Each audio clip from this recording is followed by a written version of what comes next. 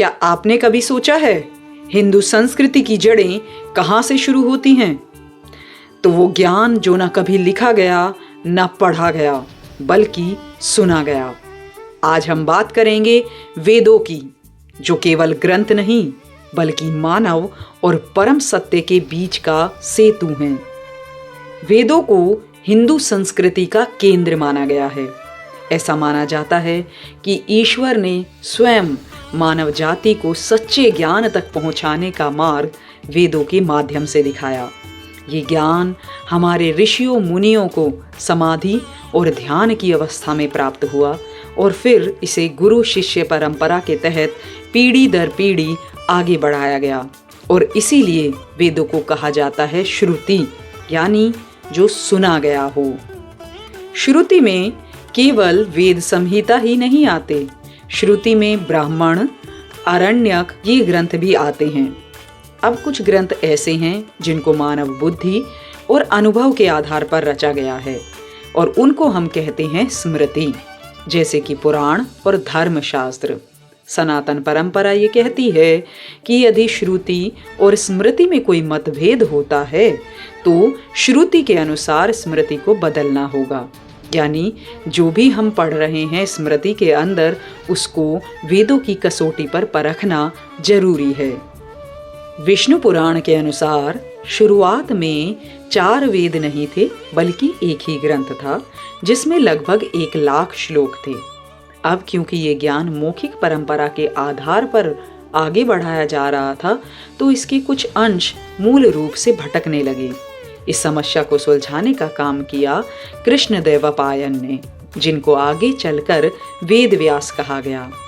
उन्होंने द्वापर युग की शुरुआत में वेदों को उनके कार्य और विशेषता के आधार पर 4 भागों में विभाजित किया। पहला ऋग्वेद, जिसमें देवताओं की स्तुति और पूजा के मंत्र हैं।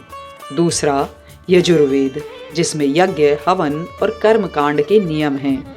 तीसरा सामवेद, जिसमें ऋग्वेद के मंत्रों का गायन और उच्चारण विधि दी गई है। और चौथा अथर्ववेद, जिसमें दैनिक जीवन, रोग निवारण, रक्षात्मक मंत्रों के बारे में बताया गया है। भविष्य में होने वाली किसी भी त्रुटि से वेदों को बचाने के लिए वेद व्यास जी ने एक एक वेद की जिम्मेदारी अपने एक एक शिष्य को दी। इस प्रक्रिया में ऋग्वेद पहला को, यजुर्वेद वैशंपायन को, सामवेद जैमिनी को और अथर्ववेद सुमंतु को सौंपा गया। और इसी कारण से कृष्णदेवपायन को वेद व्यास कहा गया, यानी जिन्होंने वेदों का विभाजन किया। कुछ परंपराओं में माना जाता है कि वेदों का मूल भाग संहिता और ब्राह्मणास ही हैं और अरण्यक बाद में जुड़े और अरण्यक का फिलोसॉफिकल एक्सप्लेनेशन है उपनिषद। यानी इस दृष्टिकोण से देखा जाए तो उपनिषद कोई अलग ग्रंथ नहीं बल्कि अरण्यक के जो गहन विचार हैं उनका ही विस्तार है।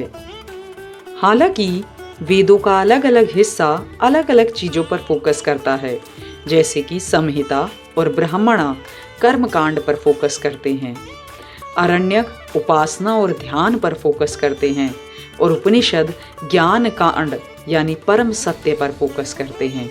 लेकिन आधुनिक जो अध्ययन है और शास्त्रीय परंपराएं इन चारों को ही वेदों का अविभाज्य हिस्सा मानती हैं।